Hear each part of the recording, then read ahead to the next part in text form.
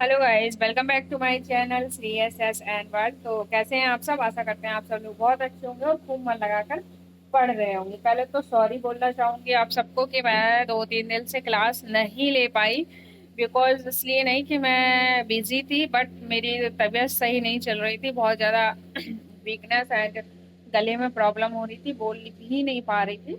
तो इसलिए ये छुट्टियां हो गई हैं। तो आप इस चीज़ का टेंशन ना लें। मैं आपको डेली क्लासेस प्रोवाइड कराने वाली हूँ और दो दो या तीन क्लासेस आपको डेली मिलेंगी अब, जिससे कि मैं जल्द से जल्द आपका सिलेबस फिनिश करवा पाऊँ, क्योंकि सिलेबस डिले नहीं करना है। और ऑलरेडी आज कितनी 7 जून हो चुकी है। ठीक है, तो चलो बिना टाइम वेस्ट किए हुए अपनी क्लासेस स्टार्ट करते हैं। आज आपको 3 क्लासेस के समथिंग मिल जाएंगे। क्या पता मैं आज आपकी पॉलिटी की सारी क्लासेस ही करवा दूं। ठीक है, तो आप लोग देख लीजिएगा। ओके, तो बढ़ते हैं अपने चैप्टर की ओर। आज चैप्टर का नेम है संचार माध्यमों को समझना, यानी कि जो संचार की चीजें हैं, जो कम्युनिकेशन की चीजें हैं, उन चीजों को समझना, उनका क्या यूज है, कैसे इन चीजों से हमारी लाइफ चेंज हुए। तो इन सब चीजों के बारे में पढ़ेंगे। तो सबसे पहले एनसीईआरटी आपको कुछ खुद से ही क्वेश्चन माइंड में डालती है, जिससे आपको चैप्टर समझने में क्या हो, आसानी हो। वो क्या चीजें हैं देखेंगे। तो वो ये है, टेलीविजन पर आपका पसंदीदा प्रोग्राम कौन सा है? रेडियो पर आपको क्या सुनना अच्छा लगता है? प्रायः आप कौन से अखबार या पत्रिकाएं पढ़ते हैं? क्या आप इंटरनेट पर सर्फिंग करते हैं? आपको उसमें सबसे उपयोगी क्या लगता है?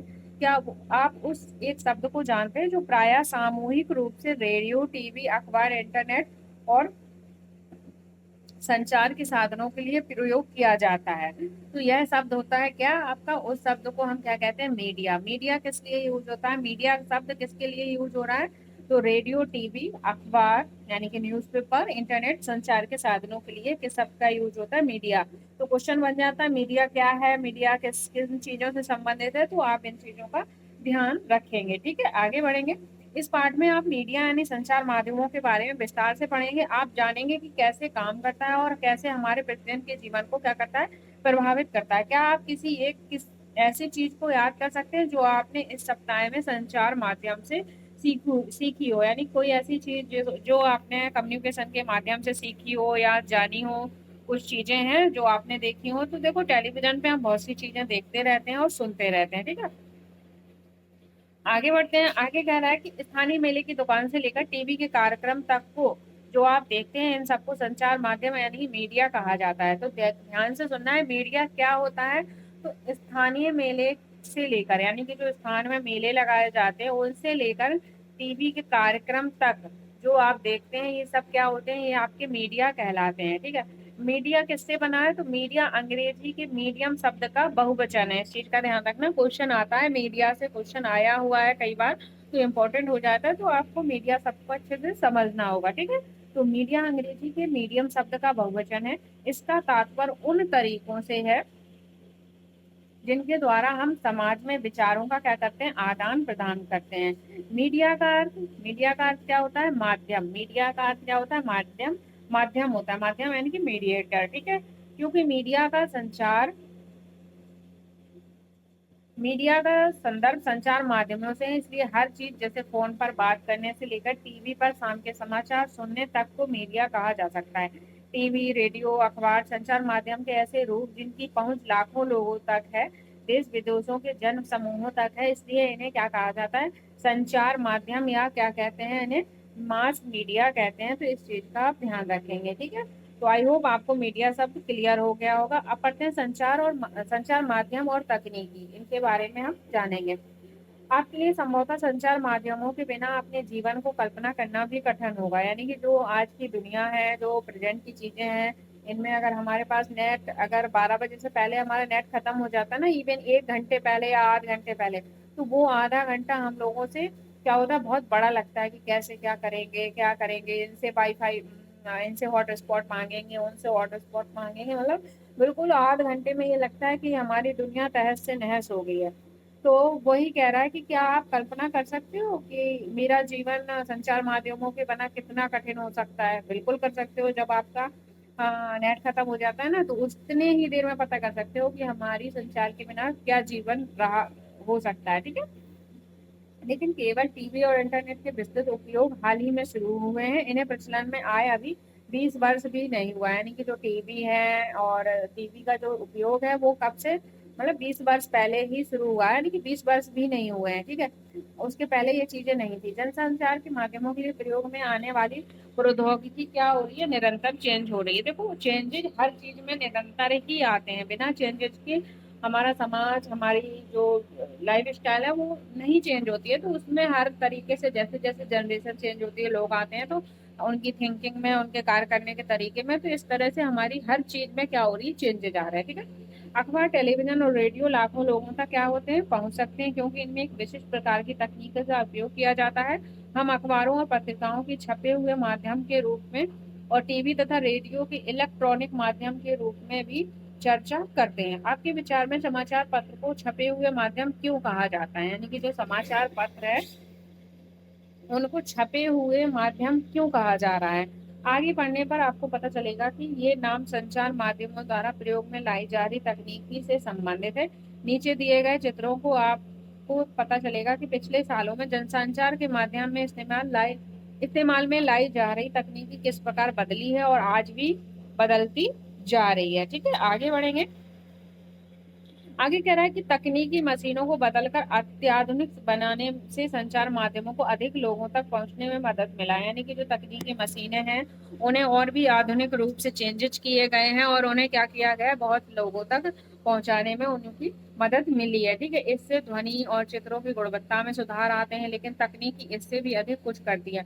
यह हमारे जीवन के बारे में सोचने के ढंग में परिवर्तन लाती है। उदाहरण के लिए आज हमारे लिए टेलीविजन के बिना जीवन की कल्पना क्या हो जाती है, करना कठिन हो जाती है। अब वो कह रहा है कि जो देखो तकनीकी पहले क्या थी, टीवियां चलती थी, ब्लैक एंड व्हाइट टीवी आई, फिर कलर टीवी आई, कलर के बाद फिर एचडी आया।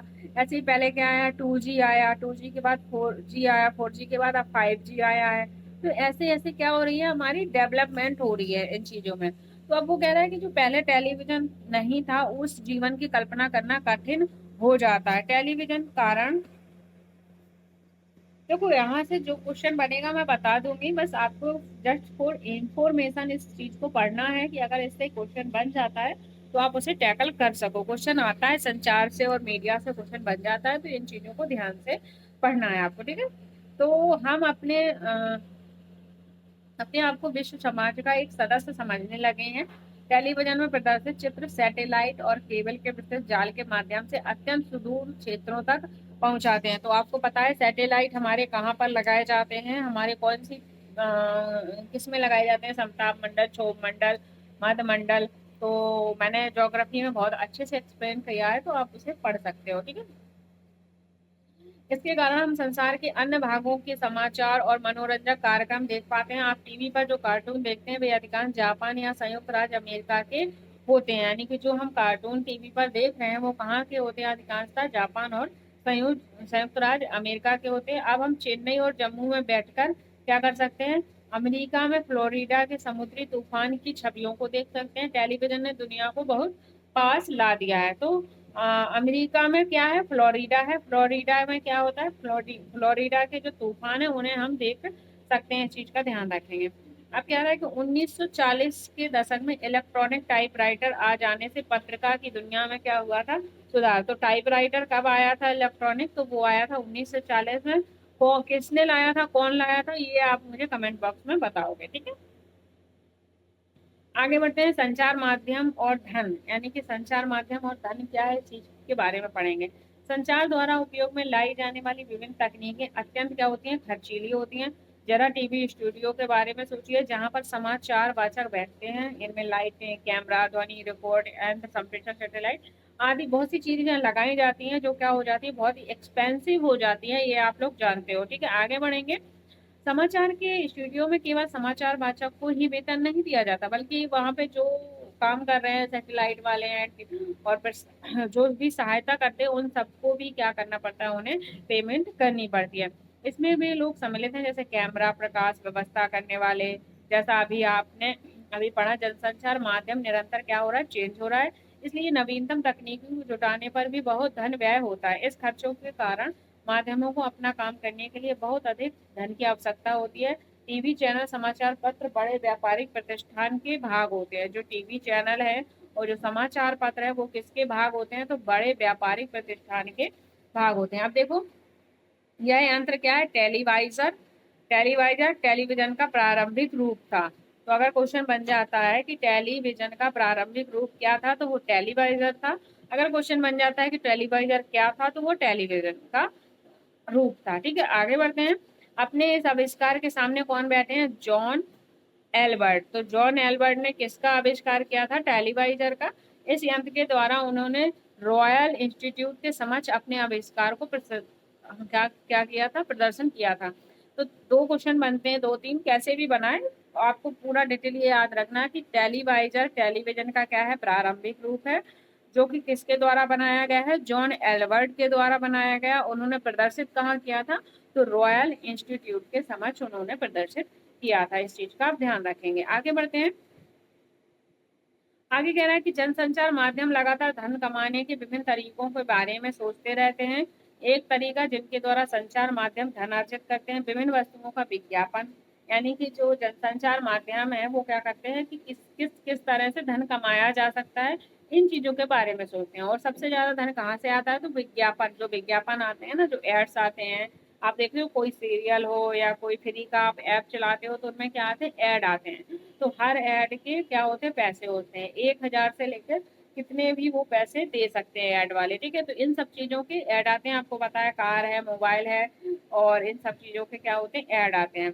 आपने प्राय टेलीविजन कान को देखते हुए आपको ऐसा अनेक विज्ञापन मिले होंगे, जो कि मैंने अभी बताया है, जो कि हर मैच देखते हो तो मैच में क्या होता है, मैच के हर ओवर में आपको विज्ञापन दिखाई देंगे। इस तरह बार बार छवियां, उन्हीं छवियों को दिखाते हैं, जिससे कि आप क्या करो, आगे जाकर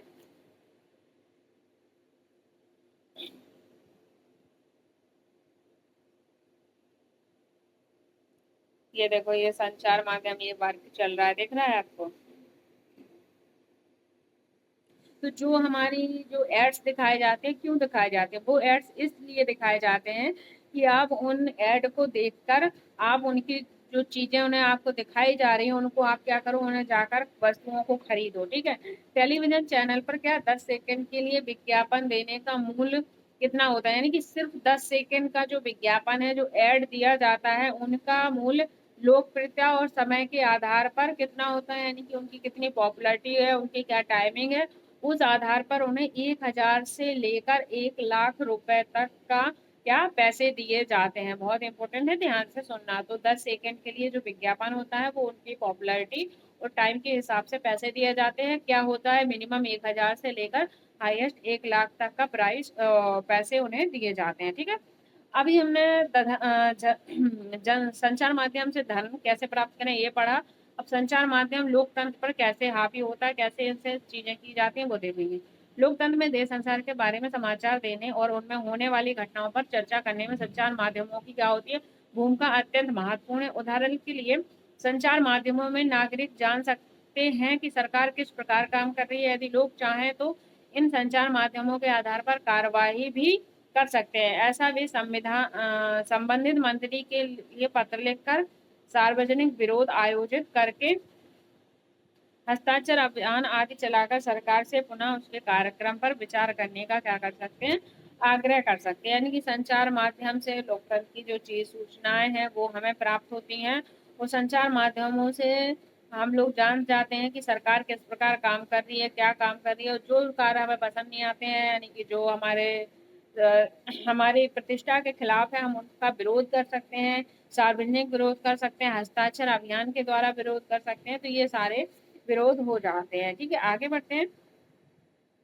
जानकारी देने के संबंध में संचार माध्यम की महत्वपूर्ण भूमिका को देखते हुए आवश्यक है कि जानकारी क्या हो, संतुलित होनी चाहिए। आइए अगले प्रश्न पर देखें कि समाचार के दो विभिन्न रूपों को पढ़कर समझने की संतुलित संतुलित संचार माध्यम का अर्थ क्या होता है। यानी कि जो संचार है, जो इंफॉर्मेशन दी जा रही है, वो कैसी हो जानी होनी चाहिए, संतुलित होनी चाहिए, यानी कि एक तरफा नहीं होनी चाहिए। हम क्या करते हैं, किसी एस्पेक्ट पर एक तरफ की चीजों का ध्यान देते हैं, दूसरी तरफ की चीजों का ध्यान नहीं देते हैं, और वहीं क्या होता है, चीजें गड़बड़ा जाती हैं। ठीक है, तो आपको ये दो न्यूज पेपर दिए गए हैं। एक तो है आपका न्यूज ऑफ इंडिया रिपोर्टर का, कहाँ का, न्यूज ऑफ इंडिया का, और एक है इंडिया डेली रिपोर्टर का।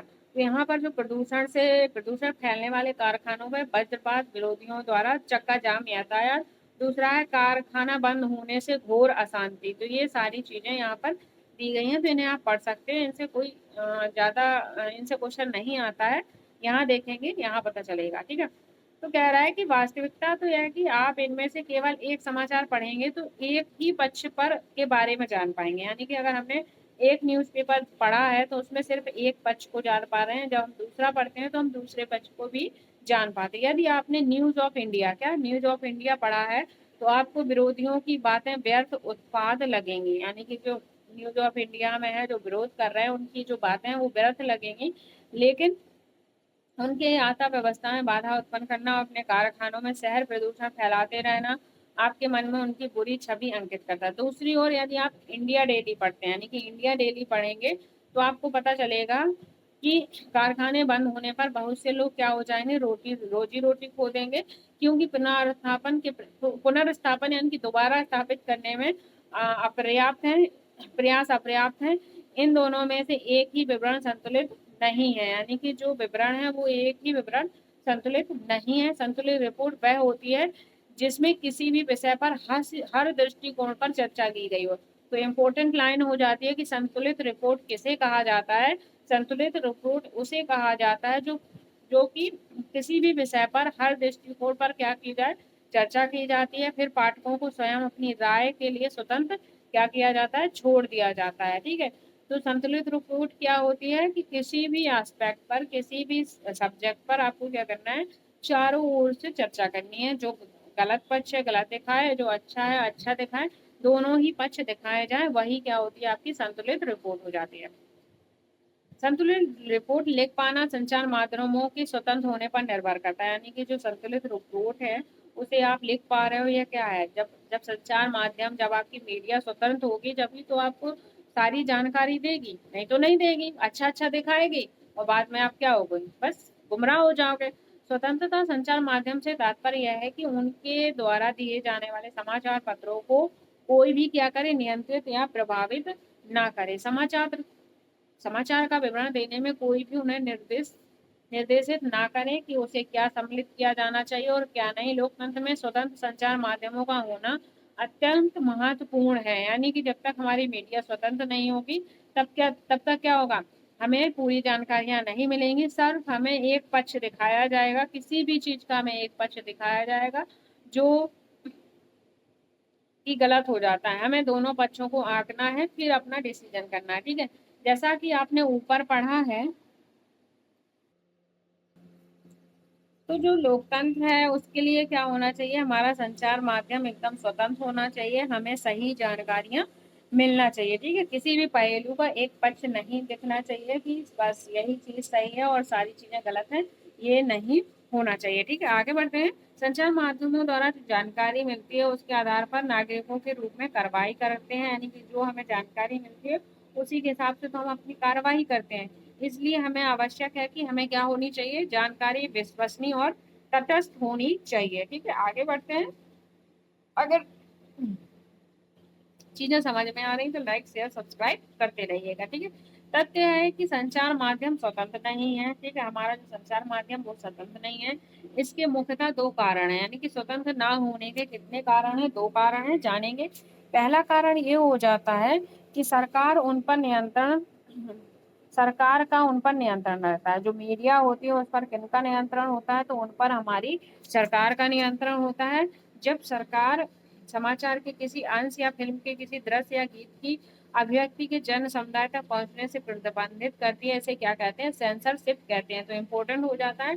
सेंसरशिप किसे कहा जाता है, आपने सुना होगा कि कोई मूवी है, अगर वो मूवी सामाजिक तौर पर सही नहीं है या किसी चीज से उसमें आपत्तिजनक कोई चीजें हैं, तो हमारे सरकार क्या करती है, उसमें सेंसरशिप लगा देती है। यानी कहते हैं ना, सेंसर बोर्ड ने रोक लगा दी। तो सेंसरशिप क्या होती है, सरकार द्वारा किसी चीज पर रोक लगाना सेंसरशिप होती है। ऐसी मीडिया पर भी सेंसरशिप लागू होती है और उन्हें जो न्यूज है, जो आपत्तिजनक न्यूज है, वो वहाँ मीडिया तक हम लोगों तक नहीं पहुंच पाती है। तो जिन चीजों पर सरकार प्रतिबंध लगाती है उसे सेंसरशिप कहा जाता है, ठीक है। जन समुदाय तक पहुंचने में क्या करती है, प्रतिबंधित करती है, इसे क्या कहते हैं, सेंसरशिप। तो इम्पोर्टेंट हो जाता है, इसे आप ध्यान रखेंगे। आगे बढ़ेंगे। भारत के इतिहास में ऐसा समय भी आया जब सरकार ने संचार माध्यमों के ऊपर सेंसरशिप लगाया था। इसमें सबसे बुरा समय कब था, तो 1975 से 1977 तक का आपातकाल का समय था, जब सरकार ने क्या किया था, सेंसरशिप मीडिया पर लगा दिया था। इस चीज का ध्यान रखेंगे, पूछा जा सकता है। ठीक है, आगे बढ़ते हैं। सरकार यदि फिल्मों पर तो निरंतर सेंसर रखती है, लेकिन वह संचार माध्यमों से दिखाए गए समाचारों में पूरी तरह ऐसा नहीं करती है। सरकार द्वारा सेंसरशिप न होने पर भी आजकल यानी कि जो मूवीज वगैरह उन पर तो सरकार का पूरा सेंसर रखती है, बट जो संचार माध्यम है उसमें पूरी तरह नहीं है, थोड़ा बहुत सेंसर है, पर ऐसा नहीं है सेंसर हर जगह चल रहा है। ठीक है, आगे बढ़ते हैं। यह टीवी है, ये टीवी के कार्यक्रम है, ये लोग देख रहे हैं। ठीक है, पहले के दिखा रहे हैं कि टीवी में कौन कौन कार्यक्रम आते हैं, जैसे कौन बनेगा करोड़पति और बिग बॉस, ये सारी कार्यक्रम दिखाए जाते हैं। जो टीवी पर कार्यक्रम है वो अनेक प्रकार के होते हैं, जैसे कि पारिवारिक पारिवारिक धारावाहिक कार्यक्रम, ठीक है, और वास्तविक जीवन को दर्शाने वाले कार्यक्रम, इस प्रकार के कार्यक्रम दिखाए जाते हैं, आप देख पा रहे होगे। ठीक है, आगे बढ़ते हैं। देखो, जहाँ इम्पोर्टेंट है चीजें वो मैं पढ़ाती जा रही हूँ, आप लोग उन्हें अंडरलाइन करते जाइएगा। ठीक है, इनमें बस समझना है हमें कि संचार में क्या क्या होता है। इस प्रकार के लेसन से ना स्टेटमेंट के क्वेश्चन बनने के ज्यादा चांसेस होते हैं, क्योंकि बच्चा कंफ्यूज होता है। तो आपको कंफ्यूज नहीं होना, बस आप देख लो कहाँ ये लेसन क्या है, संचार माध्यम। संचार माध्यम मीडिया, इसके बारे में ही पूछेगा, यही है, ऐसे ही इर्द गिर्द घूमेगा। तो इन चीजों को क्लियर कर लो, बाकी आपका सही जाएगा आपका। ठीक है, तो संचार संतुलित विवरण देने में असफल रहते हैं, इसके कारण बहुत जटिल है।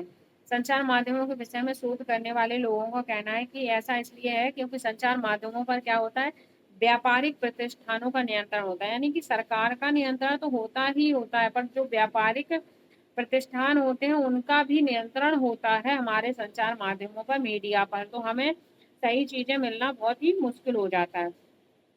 कई बार किसी विवरण के एक पक्ष पर ही ध्यान केंद्रित कराना इनके हित में होता है। यानी कोई विवरण है, सिर्फ उसके एक पक्ष पर ही इतना ध्यान केंद्रित करवा देंगे कि लोग उसी को सही मानते हैं, वही मेंटेलिटी बना लेते हैं। तो ये सारी चीजें चलती हैं। संचार माध्यमों द्वारा निरंतर धन की आवश्यकता और उसके लिए विज्ञापनों पर निर्भरता के कारण भी उन लोगों के विरोध में लिखना कठिन हो जाता है जो विज्ञापन देते हैं। इसलिए व्यापार से गहन जुड़ाव होने के कारण अब संचार माध्यमों में स्वतंत्रता नहीं समझा जाता है। तो ये रीजन भी हो जाते हैं स्वतंत्र, यानी कि अगर क्वेश्चन बनता है कि संचार माध्यम स्वतंत्र, यानी कि सेंसरशिप कौन स्वतंत्र नहीं है, प्रतिबंधित है, क्योंकि उन पर केवल सरकार का कंट्रोल है, या उन पर व्यापारिक संस्थानों का भी कंट्रोल है, या फिर ए एंड बी दोनों का है।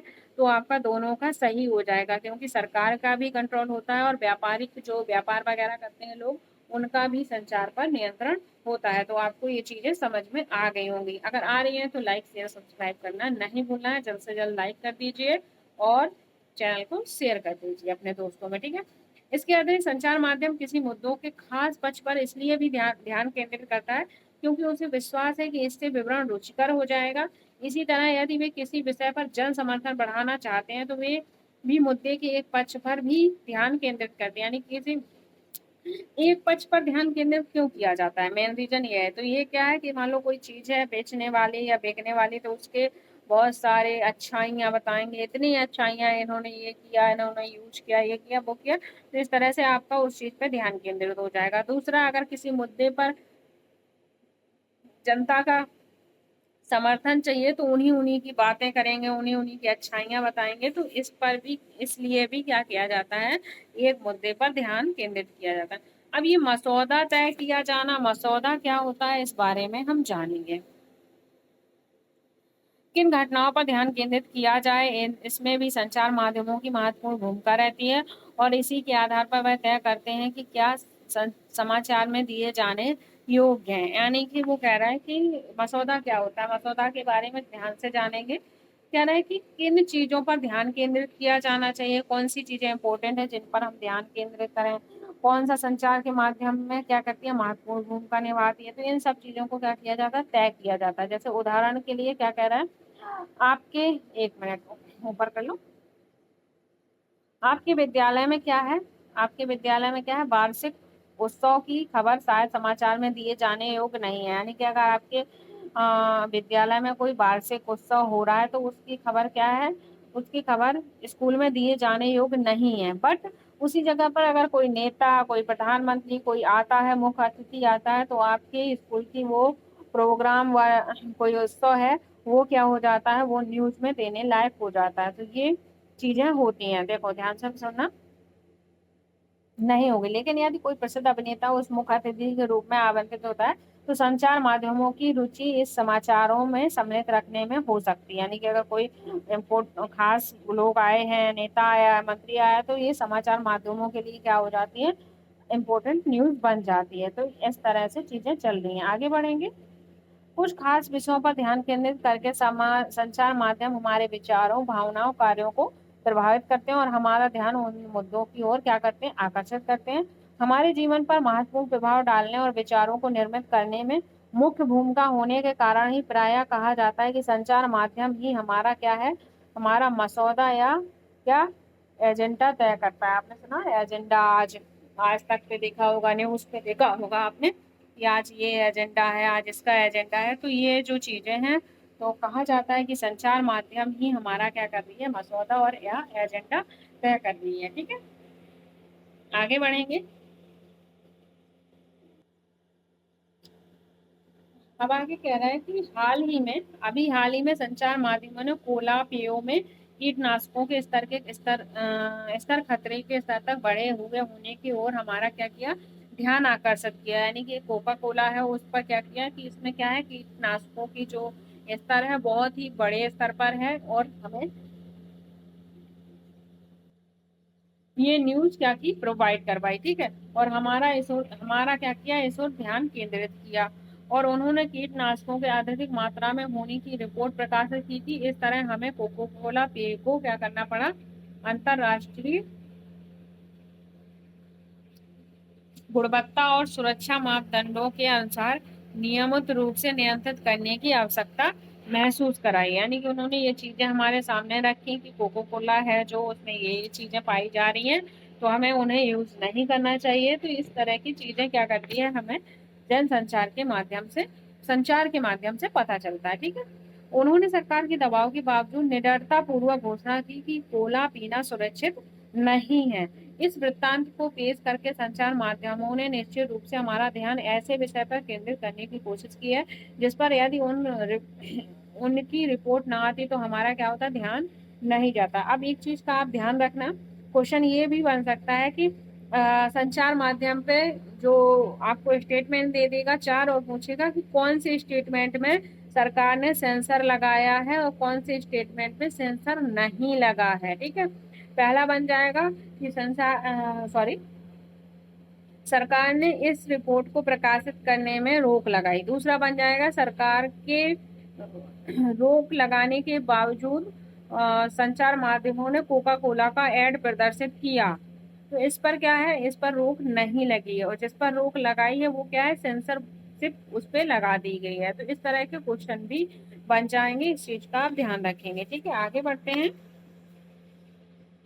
तो क्लास के साथ बने रहिएगा, हर चीज बहुत अच्छे से क्लियर होगी आपकी। ठीक है, कई बार ऐसी घटनाएं हो जाती हैं जब संचार माध्यम उन विषयों पर हमारा ध्यान केंद्रित कराने में असफल रहते हैं जो हमारे जीवन के लिए क्या होते हैं? महत्वपूर्ण है। उदाहरण के लिए जैसे पानी, पीने का पानी हमारे देश की सबसे बड़ी क्या बन रही है? समस्या बन रही है। प्रतिवर्ष हजारों लोग कष्ट सहते हैं और मर जाते हैं, किस वजह से? पानी की वजह से। ठीक है, आगे बढ़ते हैं। आपको मैंने ज्योग्राफी में बहुत अच्छे से एक्सप्लेन किया है। जो हमारा वाटर है, आपसे क्वेश्चन पूछूं, जो वाटर है वो वाटर लेवल जो है हमारा, जो जितना जल है हमारी पृथ्वी पे, वो कम होता है, बढ़ता है, क्या होता है? कम होता है या नहीं होता है? बढ़ता है या नहीं बढ़ता है? तो आप मुझे कमेंट बॉक्स में इसका आंसर दोगे। ठीक है, आगे बढ़ते हैं।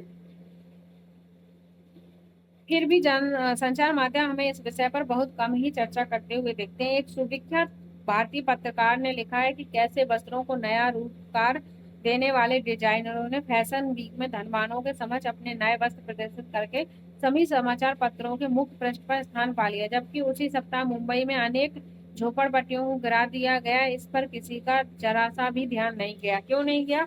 क्योंकि फैशन वीक को बहुत बढ़ा चढ़ाकर अच्छे से दिखाया गया। और जो झोपड़पट्टी वाली जो न्यूज है उसे दिखाया ही नहीं गया, तो लोगों का ध्यान कैसे जाएगा। अब ये जो बॉक्स है ये इम्पोर्टेंट है, इससे कई बार क्वेश्चन आया है, इस चीज को आपको ध्यान से पढ़ना है। स्थानीय संचार माध्यम, ठीक है, स्थानीय संचार माध्यम क्या होता है और क्या चीजें हैं देखेंगे। ठीक है, तो इम्पोर्टेंट है, यहाँ से क्वेश्चन बना है, ओके, ध्यान से सुनना। यह जानकर कि संचार माध्यम उन छोटे छोटे मुद्दों में रुचि नहीं लेंगे जिनका संबंध साधारण लोगों और उनके जीवन से है। इसलिए कई प्रकार समूह स्वयं अपना संचार माध्यम प्रारंभ करने के लिए आगे आए हैं। कई लोग सामूहिक रेडियो किसानों को विभिन्न फसलों के मूल्य के बारे में बताते हैं और उन्हें क्या करते हैं, बीज तथा उर्वरकों के उपयोग के बारे में बताते हैं। तो मैं एक बार फिर से ध्यान से पढ़ देती हूँ। यह जानकर कि संचार माध्यम उन छोटे छोटे मुद्दों पर रुचि नहीं लेंगे, यानी कि बहुत छोटे छोटे जो मुद्दे होते हैं उन पर संचार माध्यम क्या करता है, कोई रुचि नहीं दिखाता है, ठीक है, जिनका संबंध साधारण लोगों और उनके क्या होता है, जीवन से होता है। इसलिए कई स्थानीय समूह क्या होते हैं, कई स्थानीय समूह है जो स्वयं संचार माध्यम प्रारंभ करने के लिए आगे आए। कई लोग क्या करते हैं, सामूहिक रेडियो द्वारा किसानों को विभिन्न फसलों के मूल्य के बारे में बताते हैं, उनके बीज और उर्वरक के बारे में परामर्श देते हैं। कुछ लोग क्या करते हैं, कुछ लोग काफी सस्ते और आसानी से मिल जाने वाले वीडियो कैमरा इस्तेमाल करके विभिन्न निर्धन समाजों के वास्तविक जीवन की क्या करते हैं, स्थितियों पर क्या कर रहे हैं, डॉक्यूमेंट्री फिल्म बनाते हैं। कभी कभी तो इन गरीब लोगों को ही फिल्म बनाने के लिए कैमरा और तकनीकी ज्ञान का क्या करना पड़ता है, प्रशिक्षण लेना पड़ता है, ठीक है। अब ये इम्पोर्टेंट, बहुत ही इम्पोर्टेंट न्यूज है, न्यूज नहीं पैराग्राफ है, यहाँ से क्वेश्चन बनता है, ठीक है। दूसरा क्या कह रहा है, दूसरा उदाहरण क्या है, खबर लहरिया, वेरी वेरी इंपॉर्टेंट, क्या है, खबर लहरिया। अब ये खबर लहरिया क्या है, इसके बारे में जानेंगे। खबर लहरिया क्या है, एक आपका समाचार पत्र है जो उत्तर प्रदेश के चित्रकूट जिले से 8 दलित महिलाओं द्वारा हर 15 दिन में निकाला जाता है। ध्यान से सुनना, खबर लहरिया क्या है, एक समाचार पत्र है, कहाँ से निकाला जाता है, तो यूपी के चित्रकूट से निकाला जाता है। किन के द्वारा, तो 8 दलित महिलाओं द्वारा। कितनी महिलाओं द्वारा, 8। कितने दिन में, तो 15 दिन में। तो इस संख्या को याद रखोगे, कंफ्यूज हो जाते हो हमेशा कि 8 दिन लगा के आ जाओगे और 15 महिलाएं, ये कंफ्यूजन का पॉइंट है, क्योंकि दिन कितने होते हैं, 8। तो इसी विषय पर क्या हो जाती है, हमें कंफ्यूजन हो जाती है। तो इसका आपको उल्टा याद रखना है, 8 महिलाएं थी और 15 दिन में ये न्यूज़पेपर निकाला जाता था। क्यों निकाला जाता था, इसकी लैंग्वेज क्या थी, तो ये स्थानीय बुंदेली भाषा में लिखित था। किस भाषा में, स्थानीय बुंदेली भाषा में लिखित था। इस 8 पृष्ठ के समाचार पत्र में दलितों से संबंधित, किससे संबंधित, तो 8 पृष्ठ के, कितने पृष्ठ का था, तो ये 8 पन्नों का था। ध्यान से सुना, 8 पृष्ठ का था। दलितों से संबंधित विषयों, स्त्री के प्रति हिंसा और राजनीतिक भ्रष्टाचार से संबंधित रिपोर्ट होती थी। इस समाचार के पाठक हैं किसान, दुकानदार, पंचायत, स्कूल शिक्षक और वे महिलाएं जिन्हें हाल ही में क्या किया था, पढ़ना लिखना सीखा था, ठीक है। तो क्वेश्चन कैसे बनेगा, आप लोग आंसर देते जाइएगा। खबर लहरिया क्या था, ठीक है, एक समाचार पत्र। दूसरा, ये कहाँ से निकाला गया था, यूपी चित्रकूट जिले से। कितनी महिलाओं द्वारा, कौन सी महिलाओं, दलित महिलाओं द्वारा। कितनी महिलाओं द्वारा, तो 8। कितने दिन में, हाँ 15 दिन में। और नेक्स्ट आप आंसर देंगे, इसकी लैंग्वेज क्या थी, भाषा क्या थी, बताइए, हाँ बुंदेली भाषा थी। फिर ये किसके द्वारा कितने पृष्ठ थे इसमें, तो कितने थे, बताइए बताइए, 8 पृष्ठ में निकाला जाता था। वेरी वेरी इंपॉर्टेंट है, मैंने अच्छे से एक्सप्लेन कर दिया है, आप इसको हाईलाइट कर लीजिएगा, ठीक है। अगर चीजें पसंद आ रही हैं तो क्या करना है, आपको लाइक शेयर सब्सक्राइब करना है और चैनल को शेयर जरूर करना है अपने फ्रेंड्स तक, ठीक है। आगे बढ़ते, प्रजातंत्र के नागरिक रूप में हमारे जीवन में संचार माध्यमों का बहुत क्या होता है, महत्वपूर्ण भूमिका निभाते हैं, क्योंकि संचार माध्यमों के द्वारा ही हम सरकार के कामों से संबंधित विषयों के बारे में सुनते हैं। संचार माध्यम निश्चित करता है कि किन बातों पर क्या करना है, ध्यान केंद्रित करता है, और इस तरह वह एजेंडा निश्चित कर देते हैं। यदि कभी सरकार चाहे तो संचार माध्यमों को किसी घटना की खबर छापने से क्या कर सकती है, रोक सकती है। वो क्या हो जाता है, सेंसरशिप हो जाता है। इस चीज का आप ध्यान रखेंगे, ठीक है। आगे बढ़ते हैं। आजकल संचार माध्यम और व्यापार का क्या हो चुका है, घनिष्ठ संबंध होने से प्रायः संतुलित रिपोर्ट का प्रकाश में आना क्या हो गया, कठिन। यानी कि संचार माध्यम और व्यापार का घनिष्ठ संबंध होने के कारण जो संतुलित रिपोर्ट है, संतुलित रिपोर्ट किसे कहते हैं बताइए, जिसके हर एस्पेक्ट पर बात की गई हो, उसे संतुलित रिपोर्ट कहते हैं। अच्छे बुरे सब पहलुओं पर बात की गई हो, ठीक है, इस चीज का ध्यान रखना। इसे ध्यान में रखते हुए हमारे लिए सजगता महत्वपूर्ण है कि संचार में प्राप्त तथ्यात्मक जानकारी भी प्रायः क्या होती है, पूर्ण नहीं होती, एक अच्छी हो सकती है। अतः हमें समाचार के विश्लेषण के लिए निम्नलिखित प्रश्न पूछने चाहिए, यानी कि जो समाचार हैं उनके हमें प्रश्न पूछने चाहिए। जैसे इस रिपोर्ट में मुझे कौन सी जानकारी मिल रही है, कौन सी आवश्यक जानकारी दी जा रही है, किसके दृष्टिकोण से लिखा गया है, किस दृष्टिकोण से छोड़ दिया गया है और क्यों। तो इन चीजों को ध्यान में रखना चाहिए। ये विज्ञापन है किसका, रेलवे लाइन का, ठीक है। आगे बढ़ते हैं। तो ये देखो,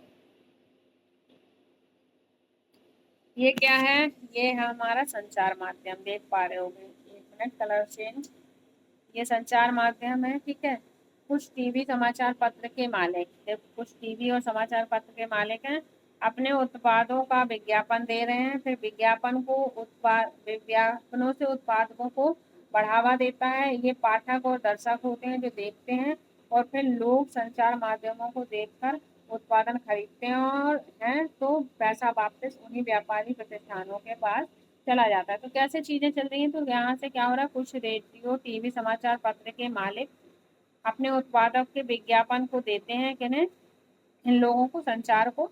संचार इन्हें दिखाता है, फिर ये लोग देखते हैं, ये लोग फिर इन्हें खरीदते हैं, ऐसी चीजें चलती हैं। आगे बढ़ेंगे। तो ये शब्द संकलन है, इनको देख लेंगे।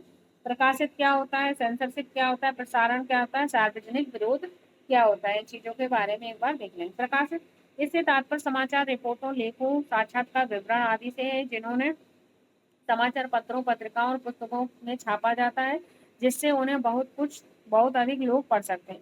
इसका तात्पर्य सरकार की उस शक्ति या अधिकार से है जिसके अंतर्गत सरकार कुछ विवरण प्रकाशित करने या प्रदर्शित करने पर क्या करती है, रोक लगाती है, उसे सेंसरशिप कहते हैं। प्रसारण, जो टीवी रेडियो आदि में दिखाया जाता है, जिनको बहुत बड़े क्षेत्र में प्रेषित किया जाता है, प्रेषित मतलब बहुत बड़े क्षेत्र में दर्शाया जाता है, उसे क्या कहते हैं, प्रसारण कहते हैं। फिर है सार्वजनिक विरोध, आपको पता है जो सार्वजनिक विरोध, मान लो इसमें विशाल संख्या में लोग एकजुट होकर किसी विषय पर क्या करते हैं, खुलेआम अपना विरोध प्रकट करते हैं। यह क्या होता है, प्रायः क्या होता है, रैली आयोजन, हस्ताक्षर अभियान तथा सड़क के अवरुद्ध करके किया जाता है। तो इस तरह से ये क्या होते हैं, इनका विरोध किया जाता है। तो आई होप आपको ये लेसन समझ में आ गया होगा। मेन ट्रिप्स का है, आपको मीडिया के बारे में याद रखना है, संचार क्या होता है उसे याद रखना है, सेंसरशिप क्या होती है उसे याद करना है, संतुलित रिपोर्ट क्या होती है उसे याद रखना है, और खबर लहरिया क्या होती है उसको याद रखना है, सेंसरशिप कौन कौन लगा सकता है उसे याद रखना है। तो 6-7 प्रकार की चीजों को आप याद रखेंगे इस लेसन से, और यहीं से क्वेश्चन आएगा, जो मैंने पॉइंट्स बताए हैं इससे बाहर क्वेश्चन नहीं जाएगा। तो आई होप आपको क्लास पसंद आई होगी, अगर आई है तो लाइक शेयर सब्सक्राइब करना ना भूलें। And thank you guys, take care and bye bye, और मन लगा के पढ़िए और अपना एग्जाम क्लियर करिए। जैसे ही आपका एग्जाम क्लियर होता है तो प्लीज़ कमेंट बॉक्स में कमेंट जरूर करिएगा कि मैम मेरा एग्जाम क्लियर हो गया है, ठीक है। तो ठीक है, बाय बाय, टेक केयर।